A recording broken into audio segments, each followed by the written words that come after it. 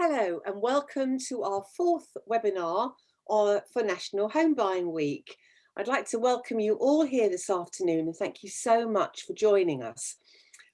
We want to unlock the door to your first home and we're trying to help you along the way as much as we possibly can. So today we're having a bit of fun. We've been doing a lot of stuff recently about finance and credit and different government schemes, but today we're talking about interiors and we are joined by Investa, who are amazing interior people that look after a lot of show homes, and we really welcome you today.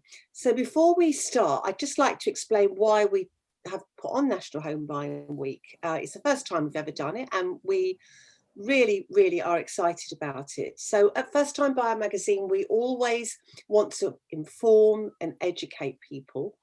And we know that the home buying process can be really hard to navigate. So we decided to do this week to try and inform and educate first-time buyers and explain in easy to understand language, which is totally jargon free, all the information you need, which is in one place on our website, nationalhomebuyingweek.co.uk. You'll find guides and information and developments and videos and podcasts, and it's absolutely fantastic. So do go on there and have a look. So without further ado, I'd like to introduce our lovely panel today. We have Craig Osborne, who's Director of Housing at Investa. Hi, Lynda. Hello, Craig. Thank you so much for joining us. Thanks for having us. Thank you. And Ashley Baker, who's an interior designer at Investa. Hi, Lynda.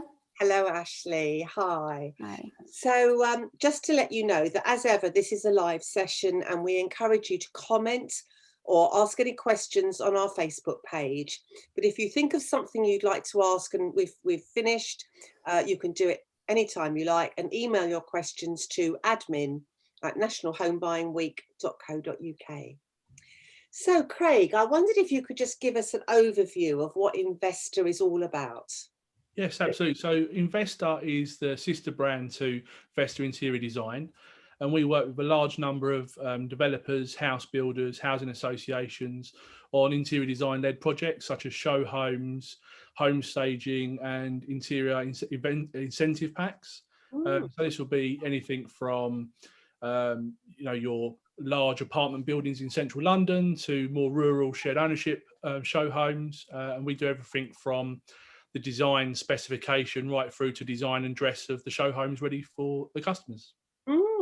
Very good. And Ashley, I know one of the things that you're very keen about is trying to bring sustainability into interiors. Could you just tell us a little bit about how you feel about that? Absolutely. So sustainable is something that's really close to my heart. Especially the past year, I've really done a lot of research into it and just realized how unsustainable the interior industry is. So I really want to help people and show people little ways of how they can help improve sustainability in their homes, even if it is just a little small thing. Like all the small steps will help and build it a little better for all of us. That's great. Yeah, really important in today's world. That's lovely. Well, I think we'll just start with the first question, if you wouldn't mind, Dawn. Yeah, so what are your most popular interior trends?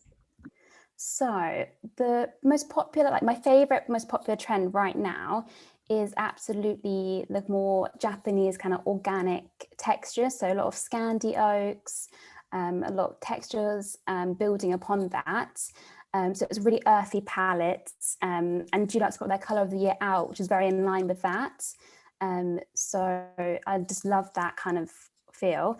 And also the tone, if you like a bit of colour, tone on tone is also a great way. So using the same colour on the wall and also a similar tone, say for instance on your headboard, and it's just very dramatic and very impactful.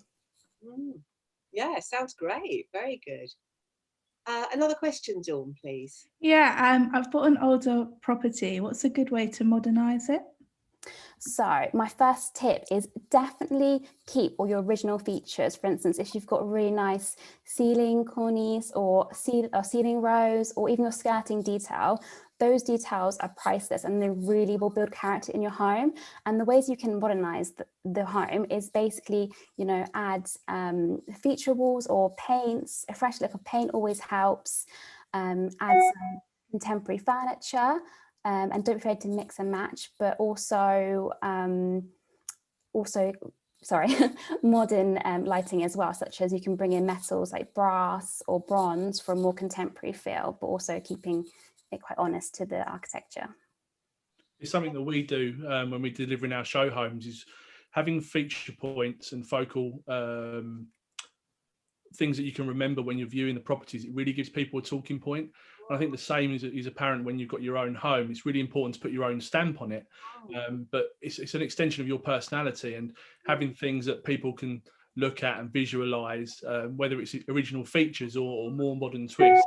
I think it's really, really important when you're delivering your dreams on your almost square plain box when you're moving into a new home. Absolutely.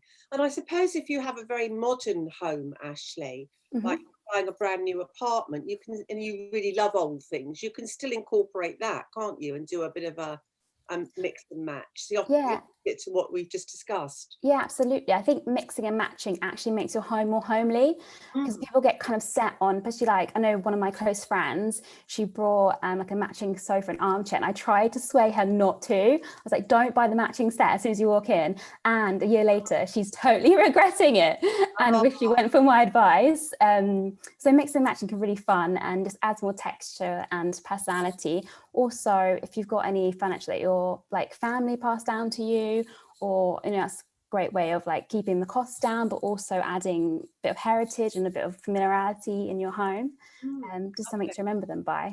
Absolutely. Oh, that's really great. Thank you. Another question. Yep, so I've never had to buy furniture before, and I'm finally moving into my first home. Would a furniture pack be a good option for me? So can you explain about a furniture pack? Yeah, I'll take this, Ashley. So we offer some design-led furniture packs, because we understand that the average first-time buyer tends to put a lot of their resource, when I say resource, I mean money, into their deposit. And then you have to take into consideration legal fees, moving in, all of those hidden costs that you don't think about straight away.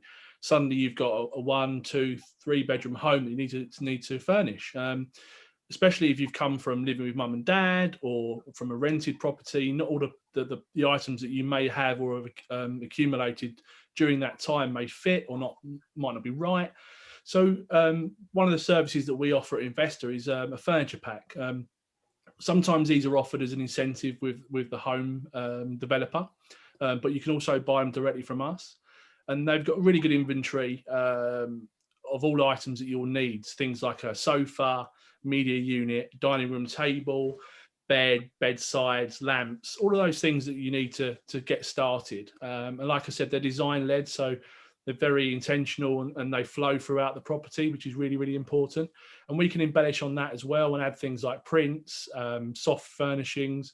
It really is as much as you want or as much as your budget goes. But from a price point, a starting price of around £6,000, you can fully furnish your apartment, which is a really good option, value for money wise. And at the same time, you can buy certain items. You could add certain items, take certain items away, just to mix and match your needs as well. So it's a really good option. And if you are interested, sorry about the sales plug, but you can go to our Instagram page, Investa London, and from there you can get links to our website. And any questions you've got about furniture packs, just give us a nudge.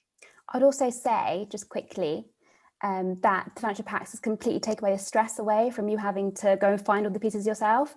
Like, I know how daunting and overwhelming that can be when you just don't know where to start, because I have a lot of friends that I help. So it's definitely a good option to have.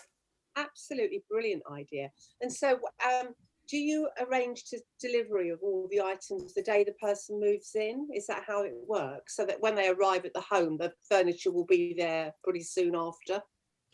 It's dictated by obviously when the property completes and when they're actually moving in, but our service includes full delivery and installation, so you don't even have to find your screwdriver. That's all installed, ready for you to go. So We can even add like bedding packs, kitchen packs. So potentially all you need to move in is your suitcase. And fill the fridge up, and then away you go. Yeah, amazing. So like Ashley said, it really takes the stress out of that. You know, it's a stressful time moving in, and it's one less thing to worry about. And if you know that you've got a design-led, you know, really nice design furniture pack ready to move into, it really adds value to the whole thing. It's going to be quite unique to you, isn't it? And not everybody's going to have that. And also the idea of not having to do a load of flat pack furniture, and you know, when you're missing 2 screws and you can't make it up. I mean, that is horrendous. Some people actually quite like it and find it therapeutic. I hate it. If my wife walks in with a screwdriver, I'm trying to find something else to do. But our team are absolute professionals, and I can't believe how quickly they can do some of the bits they do. Especially when some of the properties we're furnishing are, you know, 18th, 19th floor, and yeah, fantastic, our team. Fabulous, great. Well, that's a really good idea, furniture packs. Fantastic. Dawn, another question. Yeah, so thinking about sustainability and saving money, I have a couple of items that my mum said I can have for my new home. Is there a way that I can upcycle these so they look a little bit more fresh and fit my style more? Yeah, definitely. So this is like really exciting, something you can really have a lot of fun with. So for any upholstered pieces, you can reupholster them. You can also like just do it yourself, like buy some really fun fabric or a color that you really like that kind of shows more your personality, and then it can be completely transformed into a new piece. And any stained, like any dining tables, any dining chair woods, you can also sand it down, stain it, or paint it for a more different look. And again, those will really transform it as well. And you can also get metal. There's so much you can do with stuff, like there's metal finishes you can paint onto furniture. There's just a lot of stuff. But yeah, definitely reupholstering and painting your furniture is definitely a really good way of, and it prolongs the longevity of it as well. So if you were, say, doing a dining table, is there special paint? I mean, you don't just use ordinary paint, do you, Ashley? You use special paint you find in a DIY shop? Yeah, use special. So basically it depends what the table is, but most of the time you have to like sand it down to get rid of like the varnish that's on top. And then, from my understanding anyway, and then you need to paint it. And you can, there's loads of furniture paint available from like B&Q and stuff, and it's quite easy to find. And you can stain it as well, which also helps. Oh, I bet it really becomes completely new piece of furniture, really. Or as you say, an upholstered chair would look totally different in a different fabric, wouldn't it? Fabulous. Yeah, exactly. Especially if you're going from like a plain to a pattern, it's so much more fun and funky. And yeah, it'll just, I think reupholstering is my favorite thing. I'm definitely gonna do it. I'm doing it for my bed at home actually, because I've got an old bed and I just want to make it a bit fresher because I've had it for quite a long time. Really good, excellent idea. Like a lot of interior design tips, if you go to Pinterest or to YouTube, just type in, you can find lots of different how-tos, and it's really, you know, you don't want to do something unless you know what you're doing, and it's really important to get it right, especially if it's a really nice piece of furniture. So yeah, I would definitely. Sorry, I said I'll definitely Google how to stain your dining table though, because I'm not a DIY expert. I get my boyfriend to do everything for me. So, we've just done all of our kitchen cupboards. So we took all the kitchen cupboards off, sanded them down, cleaned them off, then used a primer, and then we used the Faro and Ball colour. It took 2 or 3 coats, and it's completely transformed the kitchen. So it's a really good way to, you talk about sustainability and reusing stuff.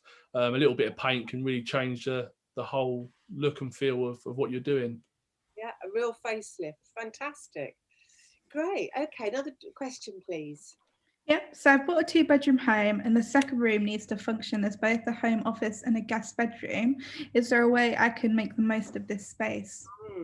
Yeah, so if you have a limited space, I'd really recommend getting a sofa bed that in that room, along with a desk opposite the other side of the room, and basically it just works as a multifunctional space. Then you can be working your laptop, then if you've got to take a call, you can go and sit down on the sofa to have a little break, and just, you know, it's important, considering how much we're spending at home, to have these little different sections of our house as well.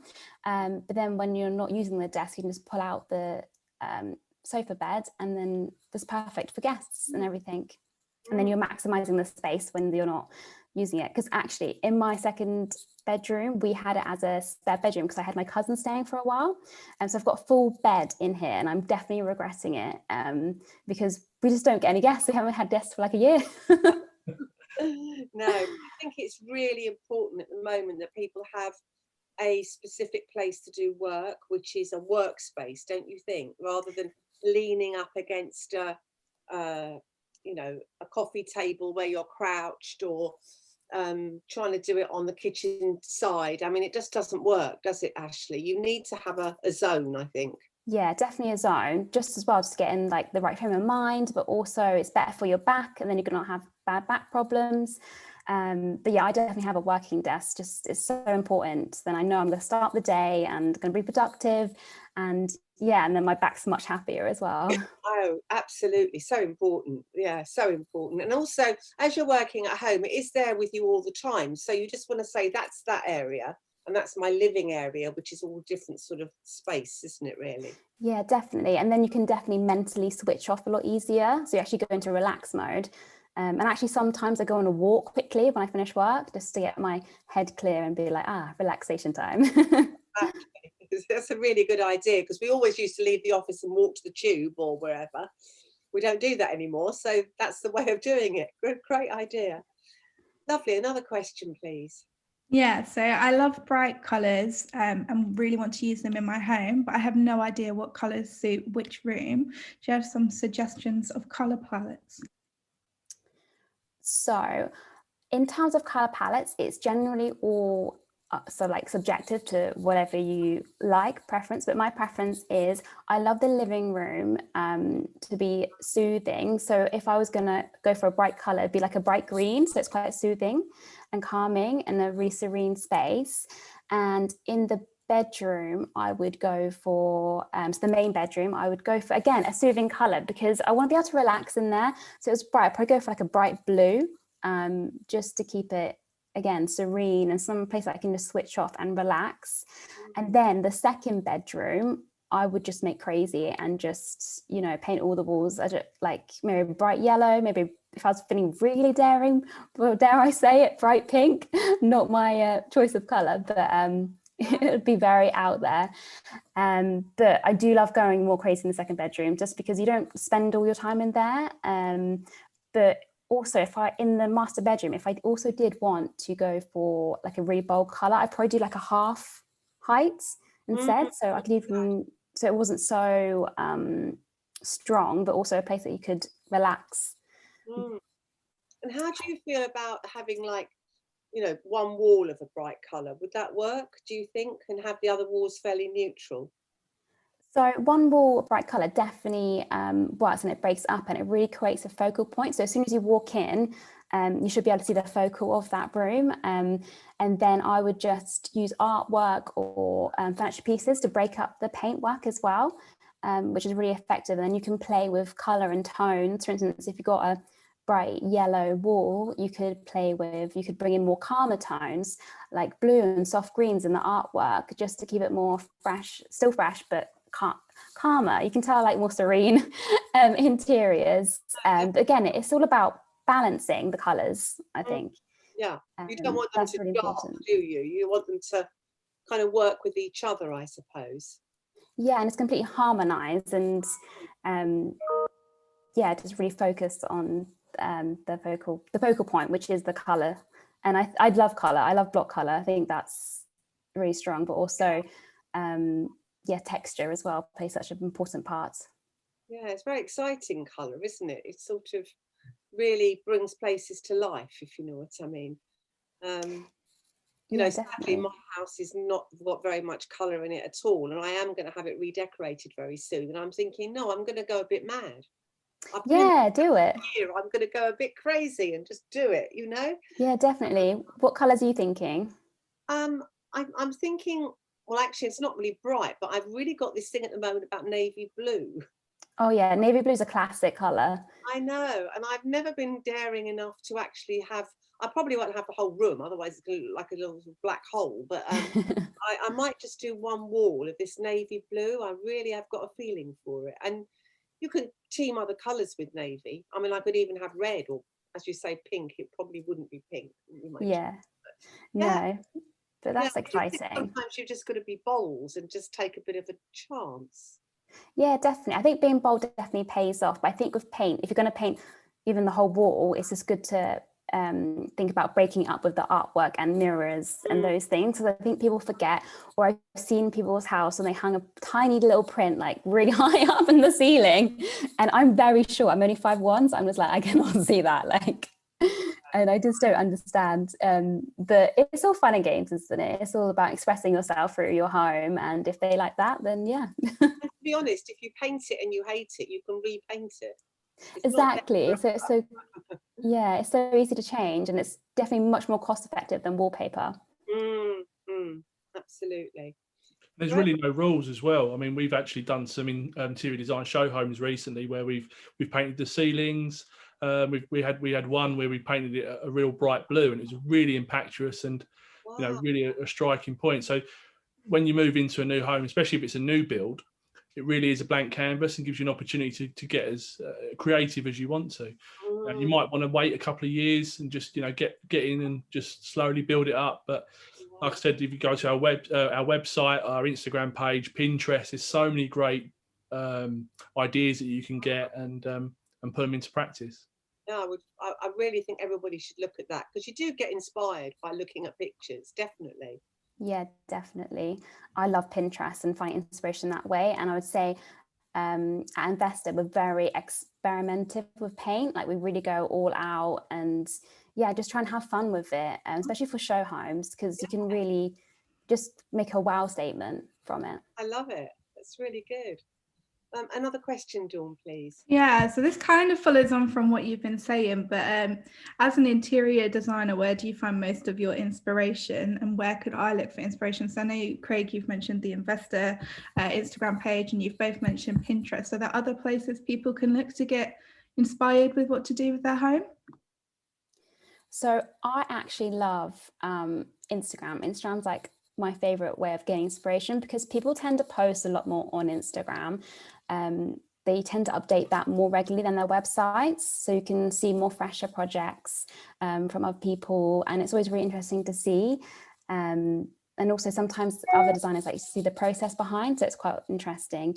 But I always save stuff on Instagram, and I do love Pinterest as well. That is a good one. It's an endless scroll. Yes, I can imagine you can spend hours, can't you? Forget Netflix. You can. Yeah, you end up in a hole, and then you just click on one, and then it takes you, oh, this is nice. And you're like, oh, this is perfect. The perfect picture I need. But it's really good. Ashley's actually got a fantastic Instagram page herself, full of interior design tips, and I mean, I still learn quite a lot from her myself. So what's your Instagram handle there, Ashley? It's at Designer's Pocketbook, and I focus on intentional and sustainable interiors, just like little tips to help and encourage people. Just little things. I do hope people go and have a look at that. I'm sure it's really fabulous. Well, Dawn and I will look when we finish today, definitely. Thanks. Yeah, awesome. Thank you. Let me know what you think. Well, another question, Dawn. Yeah, so I have a small living room and it hasn't got a lot of light. What can I do to make it look bigger and brighter? Okay, so definitely paint your walls in an off-white color. I love the color from Farnball shaded white, because it's like a creamy color, but it's not, it adds a bit more depth than just white. I think off-white colors can be really powerful. Especially in like a dark kind of way. And also if you have small windows, just make sure if you hang your curtains outside your windows. So you got your window there, and then so your window, it stops here, then you have them like here, like just outside, and you hang them high as possible, and that will give the illusion as well of a bigger window. So your curtain, when they're pulled back, is always not on the window, if that makes sense. It's quite hard to The whole explain. of- I'm very the whole visual. of the area where light is coming in will be free, and the curtains will stand each side. Good idea. But also the curtain will give the illusion of a bigger window, just because it will look like it's extending. Yeah. Like, yeah. And also mirrors. Mirrors are a great way to add and bounce light around. And also pick furniture that has feet. So for instance, pick a sofa that has like metal legs, so it raises, so it's more visually got more like space. And the same for coffee tables and your TV unit. Don't put something right to the floor, because that won't help you. Just make sure they've got legs. And you can use, if you've got a really tight space, I would just use side tables instead of a coffee table, because coffee tables can be quite big. And use glass as well, glass dining table and a glass coffee table. Yes, because everything reflects the light, doesn't it then? Yeah, exactly. And it's just all about cleverly using like visual weights and not making anything look too heavy, because you can really make a space look so much bigger with furniture, which is why our furniture packs are so good as well, because you can really see the space transform, and you can really kind of envision yourself living there. Excellent. Lovely. Okay, another question, please. Yeah, what interior trends do you think are coming through this year, and also what colours are popular? Great. So I think this year, we're going to move away from like brass quite a lot, because it's been out for so long. I think there's still going to be elements of it, but I think we're going to be slowly moving away from it and maybe go towards more deeper bronze tones or chrome.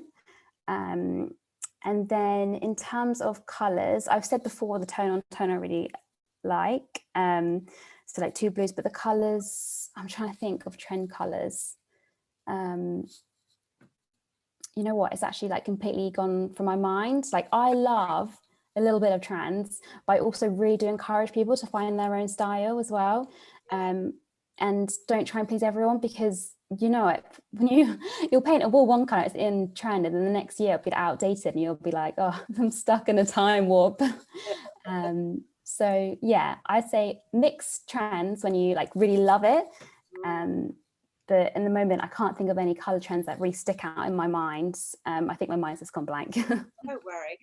I was saying to my team the other day that you know on Netflix they've done this series Bridgerton, which is all very floral and really over the top, and it does look amazing. It does really. The sets are amazing, but I think people can go a bit crazy. They'll watch that on Netflix and think, I now want to recreate that. And I suppose touches of small things, do you think, Ashley, rather than trying to have a whole room full of different flowers and, you know. Yeah, definitely. I think it's just good to take a little, if you love it, take little inspirations from it. I think the trend that kind of relates to the trend Grand Millennial, which is kind of focusing on more traditional elements of like florals and stuff. But, you know, you don't have to make your house completely floral. You can choose a floral cushion, a floral, maybe upholstery, like one item. It doesn't have to be too overbearing, or artwork. Definitely all about balance and not just covering your house in one element. It's all about, definitely balancing it out. Definitely balance and harmony. I think there's two of the key words that you've mentioned quite a lot. That's quite important. Yeah, definitely. Just to make it just otherwise if it's unbalanced, you just walk in a room and you just feel a bit uncomfortable.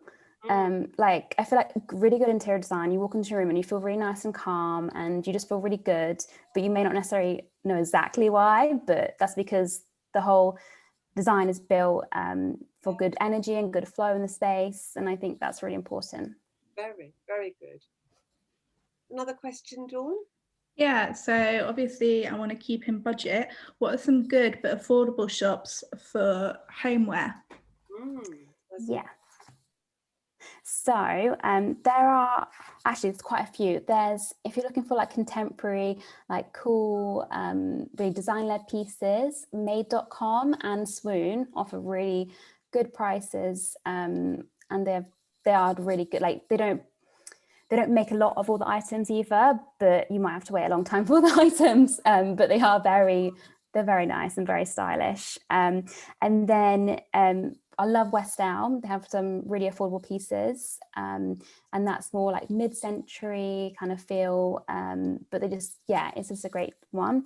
Maison Dumont have a great online range, and La Route, I can't pronounce that.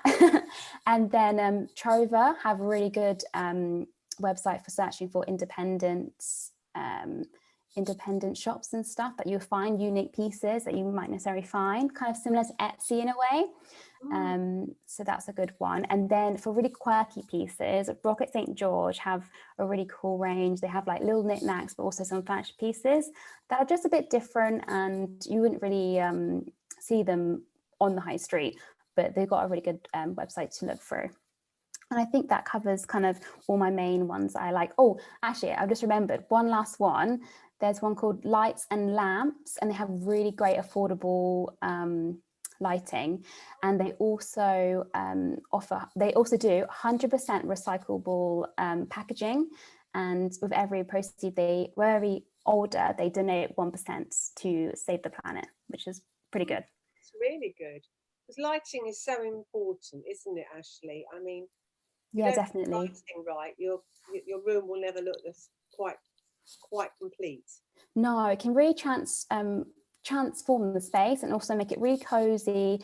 Like if you've got a really dark space and you want to play in that, I would just make sure you've got a lot of, like, you could put wall lights, you could put even just a floor lamp and table lamps. They'll really help and make it feel real cozy, you know, especially in the UK when it gets dark so quickly, especially coming towards winter, and that's just really important, and I think everyone forgets. And also I've got a new build, I live in a new build, and I've got so many spotlights in my living room. I have like 12 spotlights, and my living room isn't that big, and it's just too much to have them all on. So I have to have a lamp on it in the evenings for that relaxing kind of frame of mind. Definitely. Oh gosh, yes. If you have main light on all the time, that's a bit too much, isn't it? Yeah, it is a bit too much. A bit of a headache. Just need to relax. Again, in the bedroom, I think as well. Do you think lighting is important to create the right? I mean, as you say, somewhere that you're going to relax and eventually want to sleep. Yeah, definitely. And you can choose, you know, different like pendants. The main pendant you can have and can give you like different effects of the main light, but then also like really nice like table lamps or wall lights to really create more soothing tones, I suppose I would say, and just cozy and just warm, and you just feel relaxed. I don't know how else to describe it. I think that's what you want in your bedroom, like. That is the whole point of the bedroom, isn't it? Really? Yeah. Very good. Yeah. Another question, John.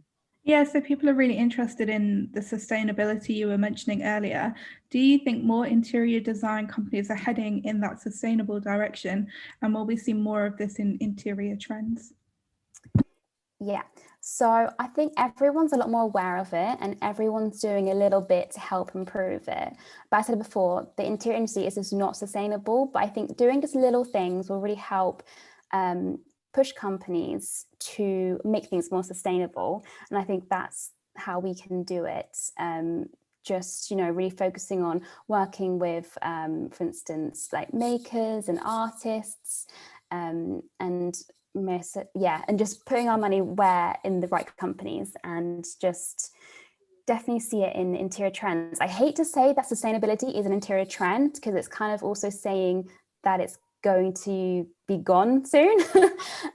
So I feel like it should just be a lifestyle that will be introduced more and more, and everyone will just focus on it a little bit more each year. I think, yeah, that's what I hope anyway. I'm still learning myself all of it, because it's a bit of a minefield, to be honest, but it's really good to bring this awareness to it and just keep learning more about it, really. I think generally the public now are becoming a bit more aware. I mean, I hope they do, because we do want to save the planet. And if, you know, a lot of people love those David Attenborough programs, and you know, he is bringing everything to life, isn't he? The way that he does, and I think people are getting the message, but it's going to take a long time, because that's the way these things are, I'm afraid. Yeah, exactly. But all we need to do is like do our little bits and like, you know, push sustainability brands where we can. And also, you know, if you're recycling furniture, that's a great way of keeping sustainability in your home. Just doing the little things, really. I've even bought myself I bought it quite a while ago, like a reusable coffee cup, just to make sure that I don't need to buy any more coffees. I can always make sure I've got my cup. Just little things. That's really, very popular, isn't it? Like having your own cup, and most of the coffee shops are fine with that, aren't they? They love it. Yeah, I think they definitely were before everything, but yeah. Yes, nobody knows what it will be like when we eventually get back out there. Exactly, but there's even companies as well that sell the offcuts of all the fabrics. So like all the design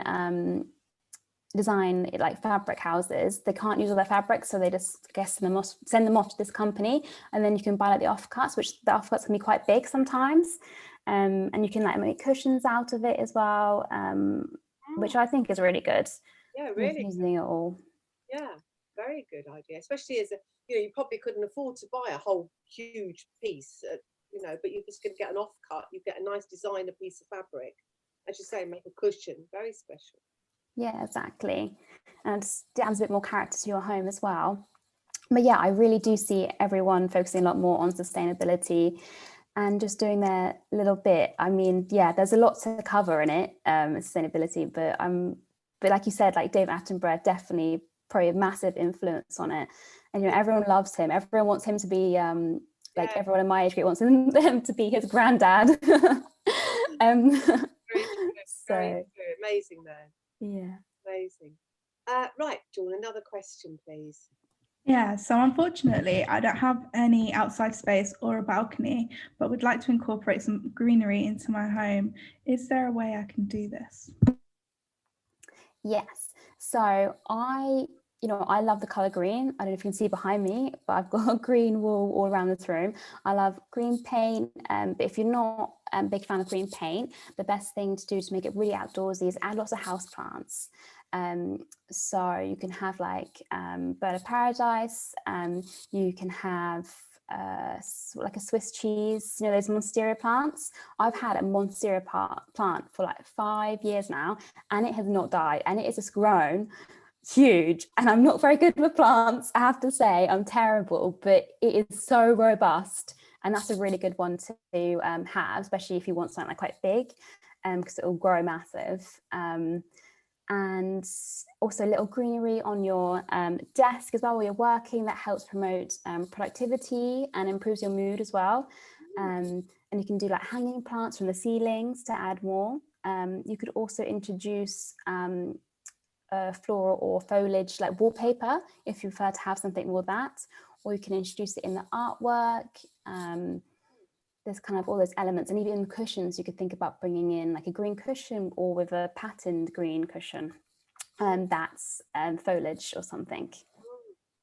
Yeah, that's great idea. It's really good. So you would be bringing the outdoors in, and it would look fabulous, I'm sure. I never thought about having a hanging planter from the ceiling, but that would be quite effective for the right corner, wouldn't it? It would look lovely. Yeah, definitely. And if it's in the corner, like near the window, get quite a lot of light, which I think is quite good. And also it just draws your eye up as well. So it will really make the space feel larger, like on the height wise, because it'll really draw up and just give the illusion of more space. Yeah, it's a great idea. Lovely, thank you. I think we've got time just for one quick more question, Dawn. Okay, perfect. So is it realistic to revamp a whole room on a small budget? What is your top cost saving tip? That, you know what, that sounds, I don't know how small the budget is, but I would say in terms of a small budget, if you have any, so revamp the whole room, as in like change all the furniture, or just I think just refresh the room, just give it a new lease of life, maybe just change one thing. But okay, so if you have like all your furniture in, I'd definitely paint the walls and reupholster the bed in a cost-effective like fabric. And yeah, I'm trying to think now.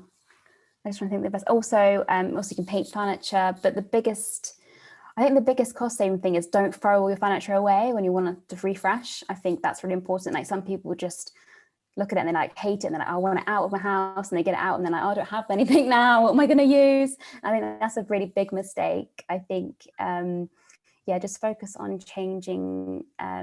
Also, decorative accessories are really, they can change so much. So if you don't have any cushions on your bed, for instance, you can change the cushions or for a different color and they'll add a different personality. That would be a cost-effective way of changing it. And also like updating your artwork or prints. You can just like print them out at home and like put them in a nice frame and then put them on the wall. And that'll give you another look and feel. Well, that's a really good idea. Accessories can, I mean, they're not expensive accessories, especially, if you're careful about where you buy them. And it just changes things altogether, doesn't it, really? Put different colour cushions on your sofa and it just completely changes it. Yeah, it really does. And even like fresh flowers on your dining table or fresh flowers on your coffee table, that can really enhance and change the way the space feels as well. Oh, yes. I bought, daffodils at the moment are really cheap, and I bought some when I was shopping the other day in the supermarket. They're like £1 a bunch. And I bought several bunches and they look amazing and they make you feel so much better when you look at them. Yeah, definitely. They've got that really nice, vibrant yellow. Yeah, fabulous. And it's like, that's really nice. We're all desperate for spring, getting outside and freedom. And it kind of brought a bit of ray of lovely hope there. It's great.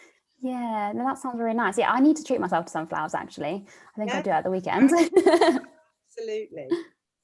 So, Craig, could you just repeat where people can find out about the furniture packs for us? Yeah, sure. I mean, the easiest way is probably to go to our Instagram page, which is at Investa London.